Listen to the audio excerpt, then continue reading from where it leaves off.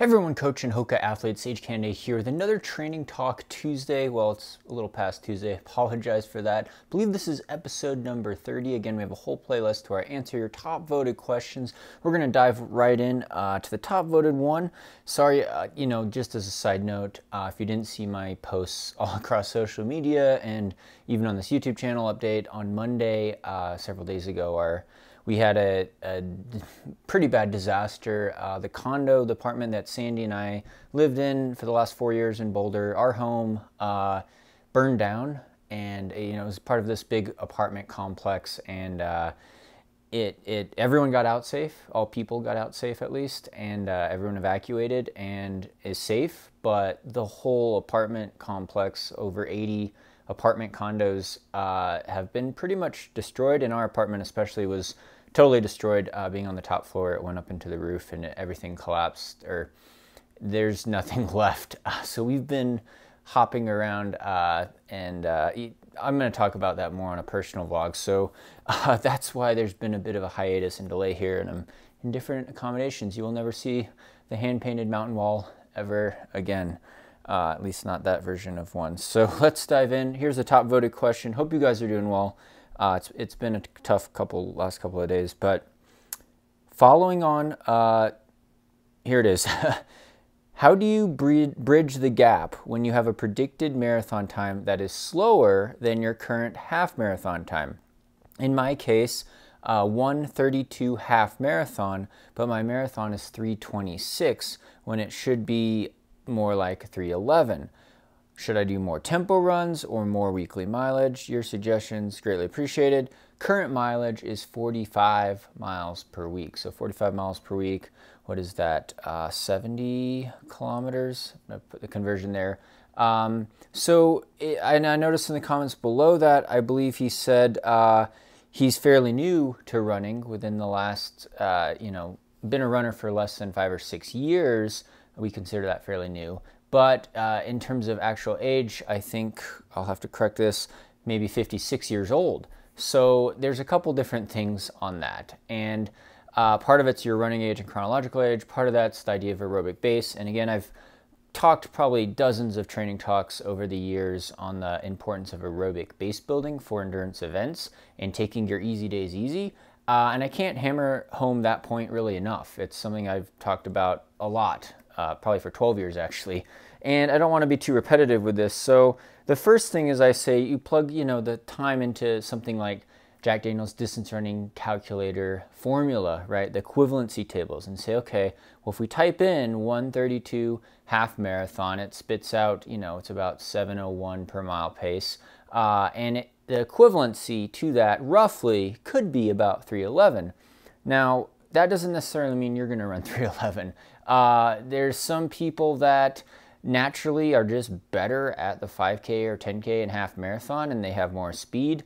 They could sprint faster maybe. They have more fast twitch muscle fibers. And the marathon might be, not their main event. That being said, I always believe you could really train yourself to get a lot of endurance, adaptations, and stamina, and drastically lower your marathon time compared to something that's very innate, that requires a lot of genetic talent, so to speak, like being a world-class sprinter at 100 meters, right? There's kind of a sliding scale there. So the first thing we'd usually say when looking at an athlete that's running 45 miles per week is that, yes, generally if you could run a little bit higher mileage, more consistency, that generally gives you more strength and stamina. It narrows the gap between your half marathon and full marathon pace. So all of a sudden, your PR in the half is 1:32. Maybe you could roll through that half in 1:36 or 1:37 and be able to run, something under 3:15 in the marathon, right? So you're putting two, 1:37s back to back, and having that staying power and that endurance usually comes kind of with increased mileage. Now, it's a double-edged sword, because if he ups his mileage too fast too soon, he could get injured. There's always more of an injury risk with running consistently higher mileage. But a lot of our Boston qualifying training plans on the Higher Running website that Coach Sandy and I developed, we usually try to hit over 60 miles per week, so over 100 kilometers per week. There's a range in mileage that you could kind of choose from. But generally for most people, it takes some higher mileage to be able to run a low 3-hour marathon.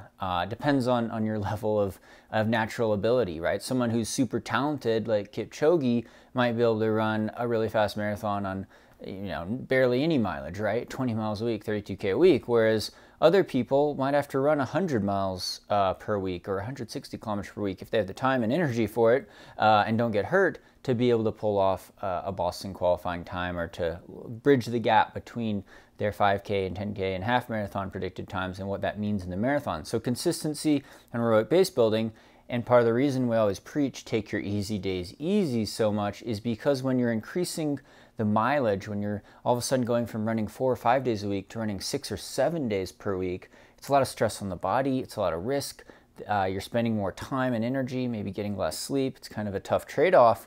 Well, if you run too fast on those easy days or even try to, speed up too much too soon, that extra stretch could push you over the edge and give you an overuse injury or cause overtraining. So it's better to slow down so you could run more and run farther and hopefully reduce that impact force, that chance of injury, especially on your easy days. Now, the real devil is also in the details too, with the training plan and what types of workouts you're doing. And I think, the comments of doing longer threshold sessions is definitely a huge part of very specific marathon training, right? If you look at the physical demands, the physiology of it, the half marathon and 10K really have a lot more in common than the half marathon and a marathon have in common, right? Even though a half marathon is over twice the distance of a 10K, in terms of the energy system demands and your breathing, high heart rate, relative speed, it's more in common. Where the marathon is more of a different beast. It's just more like running a 50K ultra or doing a long trail race with a lot of climbing, right?